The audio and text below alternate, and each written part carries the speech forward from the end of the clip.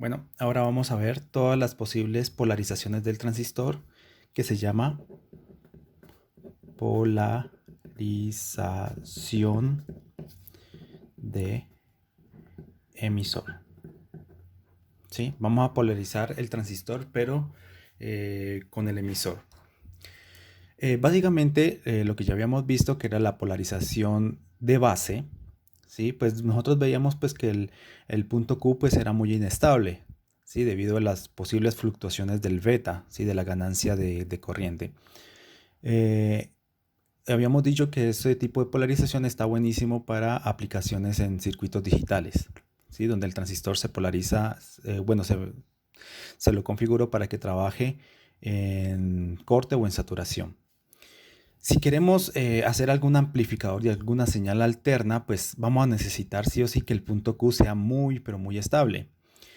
Entonces, para eso, la corriente, ¿sí? La corriente de colector, pues debe ser invariante bajo las fluctuaciones de la ganancia de corriente, ¿sí? Entonces, por eso se propone la polarización de emisor. Entonces, básicamente, la forma de polarizar, ¿sí? Este es el transistor de esta forma, es así.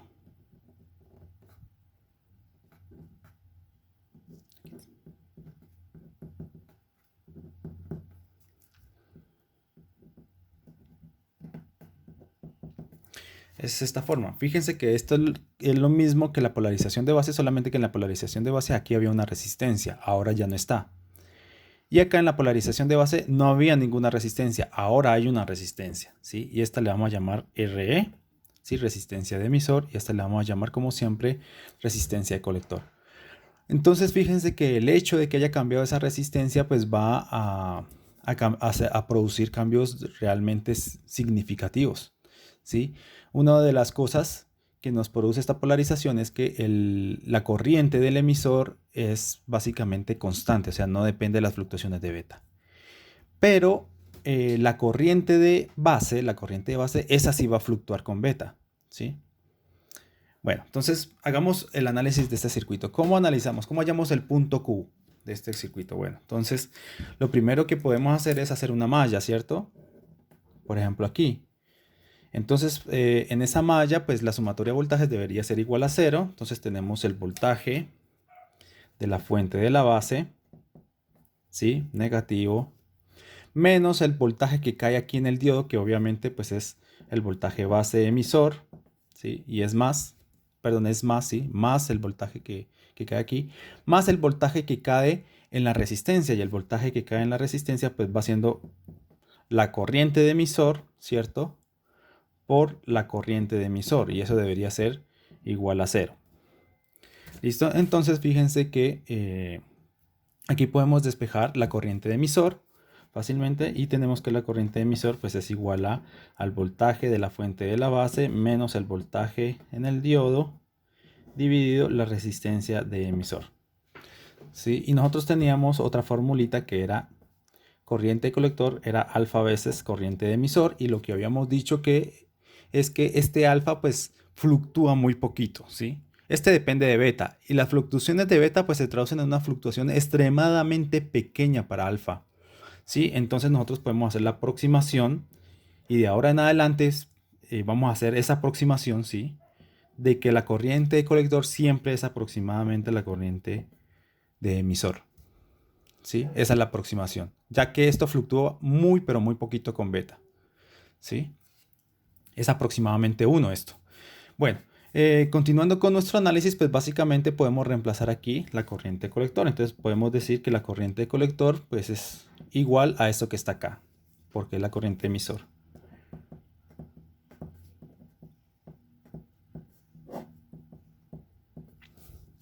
¿Listo? Bueno, obtenemos la corriente de colector, ¿sí? Ahora hallemos el voltaje que cae en el transistor. Entonces nuevamente podemos hacer una malla, ¿sí? Una malla, y por aquí va a pasar IC, ¿cierto? utilizando la aproximación, ¿sí? De que por el emisor pasa aproximadamente la corriente de colector. Entonces, nuevamente, por leyes de Kirchhoff, pues tenemos menos el voltaje VCC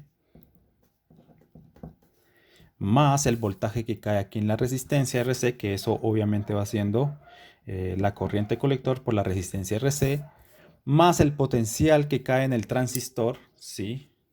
Que obviamente está polarizado así, y va siendo el voltaje colector emisor, más el voltaje que cae aquí, que eso va siendo corriente de colector, ¿sí? Por la resistencia de emisor. Y esto debería ser igual a 0, ¿sí?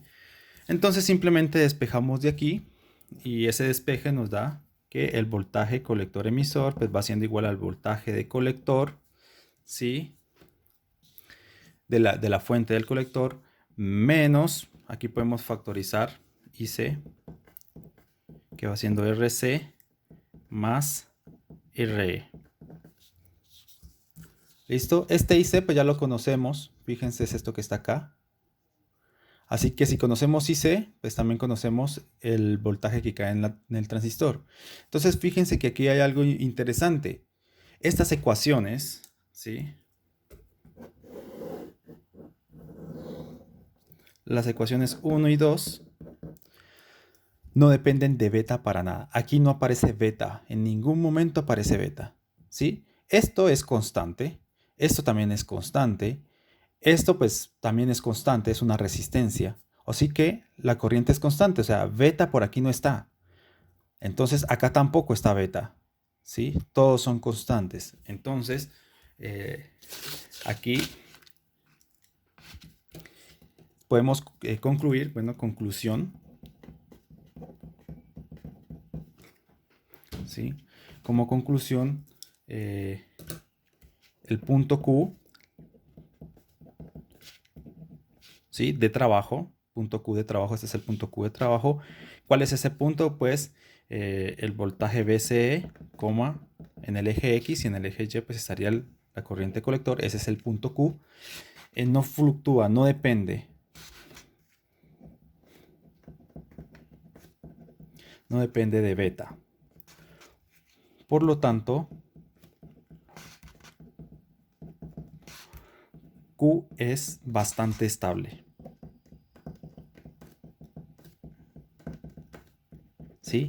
E inamovible, ¿sí? Entonces eso es lo que queremos. Ahora sí ya tenemos un Q estable, ¿sí? Un punto Q de trabajo bastante estable, que es lo que queremos para amplificadores de señales. Bueno, entonces, ¿qué es lo que fluctúa con beta? Pues la corriente de base, ¿sí? Esta corriente que pasa por aquí, esa corriente de base, pues va a ser el que va a fluctuar, ¿sí?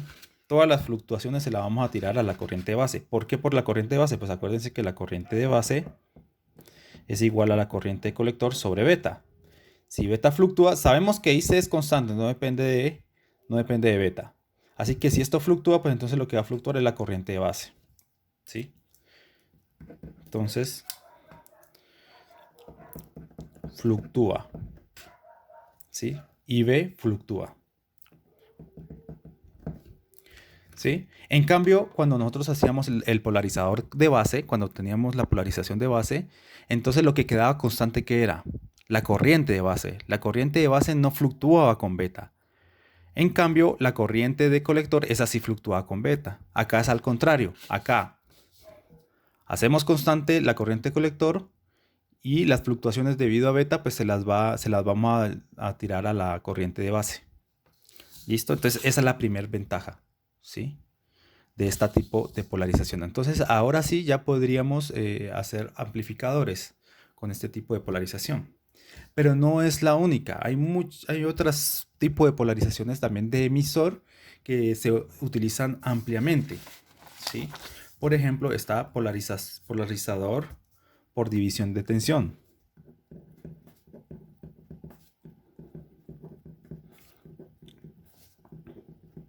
Por divisor.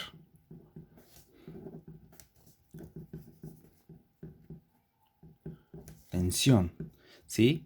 Vamos a colocarle siglas a esto. PDT, ¿sí? Polarizador por divisor de tensión. ¿Listo? Entonces fíjense que el circuito básico de esto es el siguiente. ¿Sí? Tengo aquí una...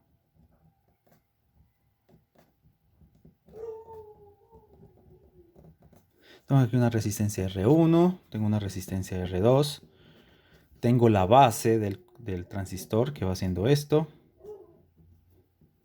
¿Sí? Acá tengo la resistencia de colector y acá tengo una resistencia de emisor. ¿Sí? Y esto va a estar conectado a algún potencial que le vamos a llamar VCC. ¿Sí? Algún potencial. ¿Listo?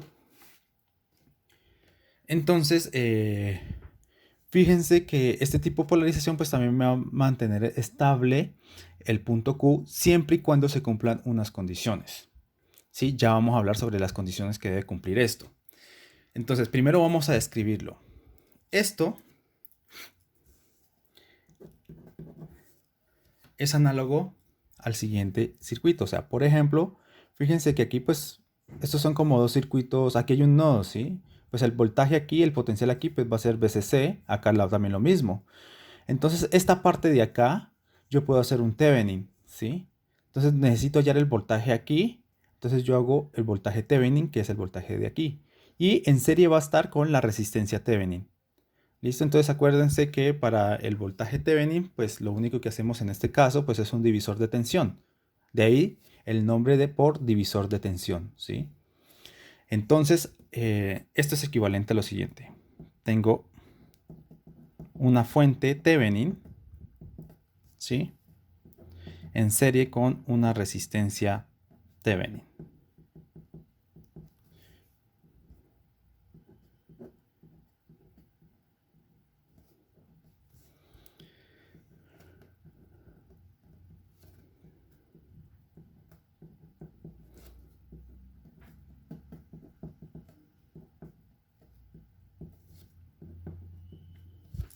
¿Sí? Entonces fíjense que este circuito es exactamente igual, pues es casi igual a este que está acá, solamente que aquí no tiene ninguna resistencia. ¿Sí? En cambio acá sí tiene una resistencia que es la resistencia Thevenin. La idea es despreciar esta resistencia Thevenin. Queremos quitarla. ¿Sí? Y eso va a surgir bajo ciertas condiciones. Por ejemplo, la condición es que esta resistencia debe ser mucho más pequeña que beta veces la resistencia de acá. Entonces, antes que nada, vamos a solucionar el circuito exactamente, ¿sí? Teniendo en cuenta la resistencia Thevenin.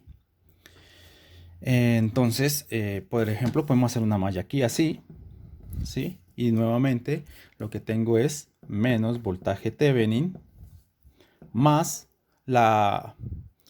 el potencial que cae aquí, ¿sí? La diferencia de potencial que cae aquí, que obviamente va a ser la corriente de base por la resistencia Thevenin,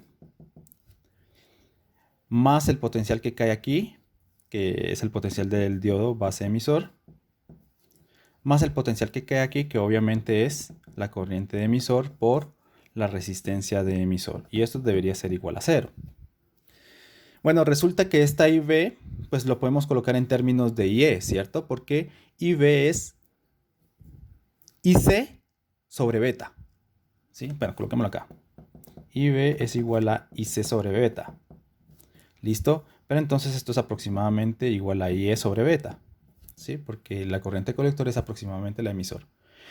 Entonces, si nosotros reemplazamos esta ecuación acá, entonces pues simplemente podemos sacar factor común aquí, ¿no? Entonces aquí nos queda, y de una vez pasemos esto que está sumando, pasa al otro lado a restar. Pasemos las constantes al otro lado. Entonces aquí, ¿qué me queda? Me queda I, E, por la resistencia Thevenin sobre beta, ¿sí?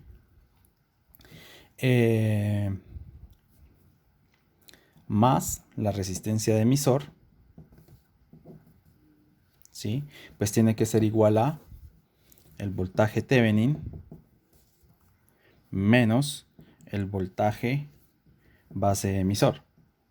Entonces acá lo que tengo es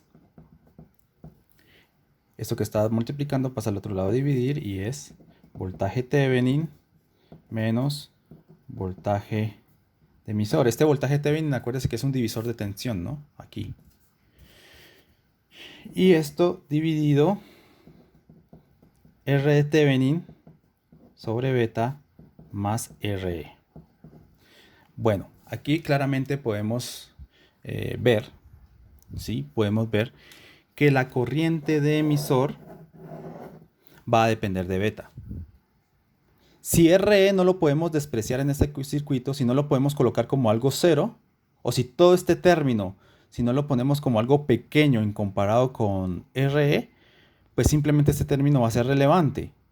Y entonces la corriente pues va a depender de beta. Y es algo que no queremos, ¿sí? No queremos que la corriente de emisor, que pues va siendo igual, casi igual a la de colector, fluctúe con beta. Eso no lo queremos. Entonces este término se debe ir y para eso debe cumplir una condición, que esto sea mucho más pequeño que RE. ¿Sí? O sea, uno debe diseñar su polarizador de tal forma de que la resistencia Thevenin, que obviamente depende de R1 y R2, dividido beta sea mucho más pequeño que RE. ¿Sí? Entonces, esta es la ecuación exacta. Bueno, pues definamos, para seguir adelante, definamos el voltaje Thevenin, ¿no? Es un divisor de tensión acá, como les había dicho. Y pues esto claramente va siendo R2, ¿cierto? R2 por el voltaje VCC, ¿sí? El voltaje VCC sobre R1 más R2, ¿sí? Ese es el divisor de tensión, que es igual al voltaje Thevenin, ¿sí? Y la resistencia Thevenin, pues como ustedes les han enseñado en pasivos, pues las fuentes externas las colocamos a cero y simplemente calculamos la resistencia total, ¿sí? O sea que esta era la fuente, esta la vamos a colocar a tierra. Entonces obviamente esta va a quedar en paralelo con esta. Así que la resistencia Thevenin pues va a ser simplemente R1 paralelo R2. Y ya está. Aquí tenemos, este es el divisor de tensión y esta es la resistencia Thevenin. Es el paralelo en estos dos. O sea, en otras palabras, el paralelo entre R1 y R2 sobre beta tiene que ser muy pequeño, mucho más pequeños que RE. Entonces, ¿qué tan pequeño es? Surge esa pregunta, ¿qué tan pequeño? ¿Cuán pequeño debe ser? Bueno, ustedes saben de una teoría, ¿sí? Me imagino que también la vieron en pasivos. Ustedes saben que una fuente de voltaje directo jamás es una fuente perfecta. ¿Qué quiere decir eso? Que si no conectas, ¿sí? Tengo algo así. Tengo esto que es BS, ¿sí? Voltaje de la fuente. Esta es una fuente de corriente directa. Si tú no conectas nada aquí, ¿sí? Pues simplemente tú puedes colocar las puntas del tester, ¿sí? Del voltímetro y te va a medir cuánto BS, ¿sí? Pero si tú conectas esta fuente de voltaje a algún circuito que está representado por alguna resistencia,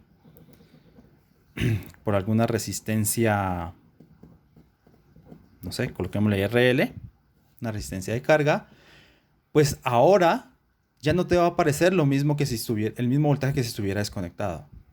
Se te va a disminuir el voltaje. Y la razón es porque cerraste el circuito. Y al cerrarlo, entonces la resistencia interna de la fuente pues va a actuar. ¿Sí? Entonces este circuito es equivalente a lo siguiente, al siguiente circuito.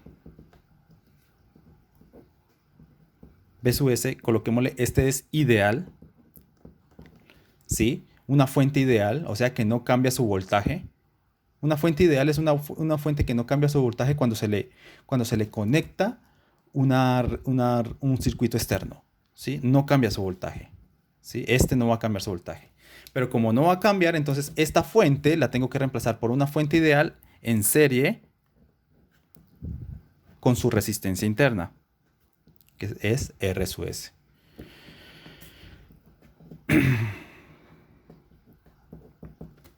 Y aquí está RL.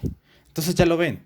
Esto que está acá, esto ya es una fuente verdadera. Esta es una fuente ideal que no cambia su voltaje cuando se le conecta un circuito.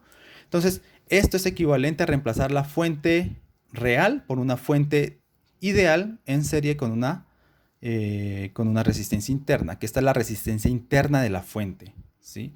Entonces, fíjense que aquí, obviamente, el voltaje que cae acá ya no va a ser igual, ¿sí? ¿Cuál es el voltaje que cae aquí? Pues nuevamente, ¿sí? Un divisor de tensión. El voltaje que cae aquí, coloquémosle B de RL, ¿sí? Pues esto va a ser igual a RL por B sub S, ¿sí? Dividido RS más RL. Fíjense que si nosotros queremos que el voltaje que caiga aquí en la resistencia sea exactamente el voltaje de la fuente BS, lo que voy a querer es que la resistencia de la carga, esta, sea mucho mayor a la resistencia de la fuente. ¿Sí? Si son comparables estas dos, entonces aquí pues se te va a disminuir el voltaje, mirad. ¿Sí? Si esto es mucho mayor a esto, entonces puedo despreciar este término y lo que me queda es, cancelo esta RL y me queda B. El voltaje que cae en la resistencia de carga va a ser igual al voltaje de la fuente, ¿sí? Si desprecio este término. Pero si este término es relevante, entonces se te va a disminuir el voltaje.